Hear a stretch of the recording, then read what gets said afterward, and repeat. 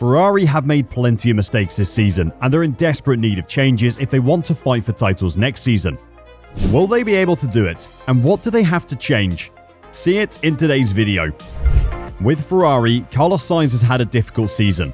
While the Italian team started the season strong and looked like a contender for the World Championship, the competition with Max Verstappen and Red Bull Racing proved to be too much. The Spaniard told the BBC that despite everything, he's still proud of his team.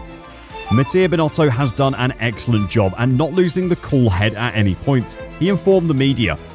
We have had a lot of difficult moments, a lot of criticism, and he's remained stuck to his principles. No one's been fired. We stayed united in the most difficult moments, and it shows the progress of our culture. Ferrari's season hasn't exactly been perfect. This season, the Italians made a number of strategic mistakes while also experiencing significant car reliability issues. The team was unable to avoid leaving out crucial information as a result. While Sainz admits that his squad committed some errors in 2022, he also makes note in the interview that there were other formations that occasionally acted incorrectly. However, the driver claims that Ferrari is different since there is more pressure and attention there. Thus, they're more likely to be recognized and brought up in conversation. It is always exposed to criticism and high attention on all our mistakes. When we win, it's incredible. It's the best win in the world to win for Ferrari. To go through such a difficult season as we did with so few problems in the team is something to be valued.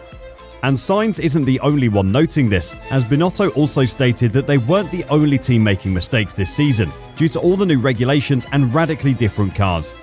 As we all know, the most recognizable brand in Formula 1 is Ferrari.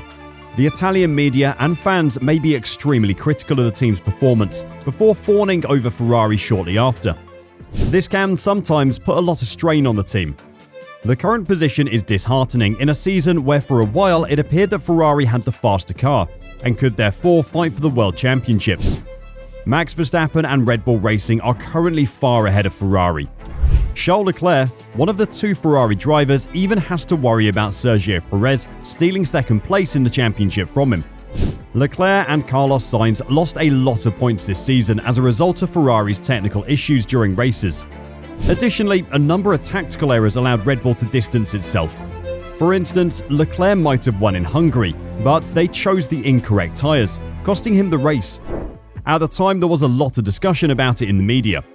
According to Ferrari team boss Mattia Binotto, there is significantly less discussion regarding the errors made by other teams. In Racer, he makes the case that Mercedes could have scored higher in the most recent two races, but tactical errors were made. In Hungary, we were criticised, and it's normal when we're doing things not completely right that we are criticised.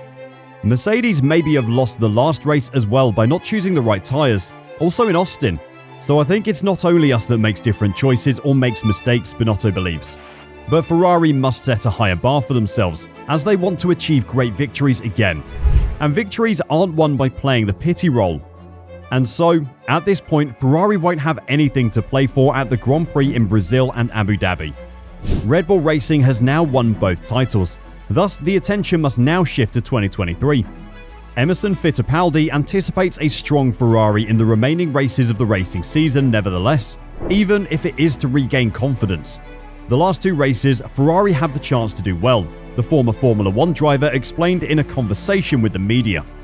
Especially the Abu Dhabi race, as the Middle East is an important market for Ferrari street cars and they need to win to build up this image again. However, with rain predicted, two-time world champion Max Verstappen appears to be in the leading position.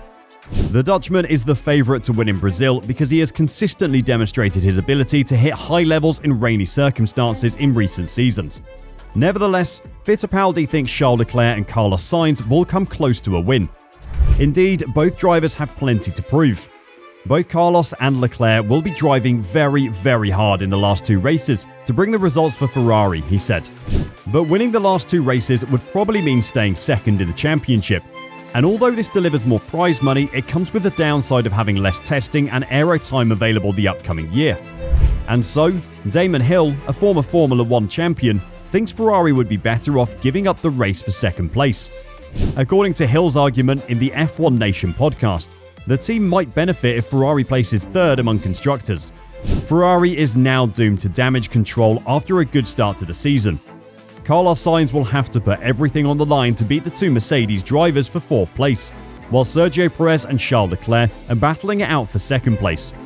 Mercedes now only trails Ferrari by 40 points among constructors.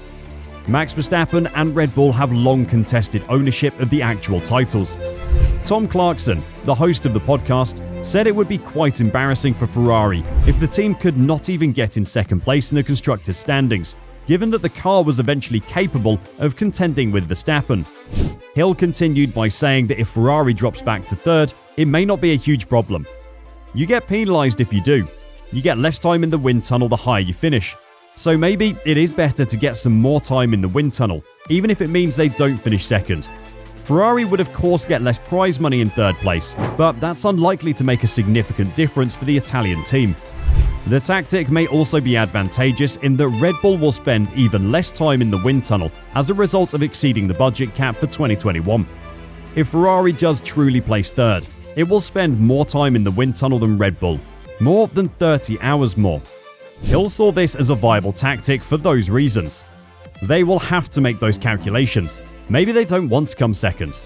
And talking about the cost cap subject, there are rumours that already 6 teams have broken the budget for this year. Helmut Marko, a Red Bull advisor, claims that 6 of the 10 teams have already gone over the season's financial limit. He reveals in Auto, Motor and Sport, if Red Bull is one of those 6 teams, Marko would not confirm it. The 2021 budget cap was the main soap opera of this season of Formula 1. Red Bull Racing was found to have violated this restriction, according to the FIA. And even though Max Verstappen's team is adamant that it disagrees with the FIA's interpretation, a penalty has been decided upon. Red Bull will pay a £7 million fine and be given permission to test the car for the upcoming year in the wind tunnel for a 10% shorter period of time. We will have to wait and see if the punishment served as a strong enough deterrent. The majority of the team owners felt that the FIA should be more strict, but the Red Bull team felt that the penalty was simply too severe. Marko anticipates that the problem will come up again the following year. Marko is certain that most teams have broken this year's budget regulations. Inflation, he claims, would be the cause. Inflation has soared globally, and Formula 1 is no exception. This is partly due to the conflict in Ukraine and the ensuing spike in oil prices. Inflation is something that was not calculable to that extent, says Marko, especially when it comes to energy costs. I think the current status is that 6 teams are over this season's budget cap. Will we get another budget cap saga next year? And will Ferrari finally be able to string together a season full of good performances? Let us know your thoughts in the comments below.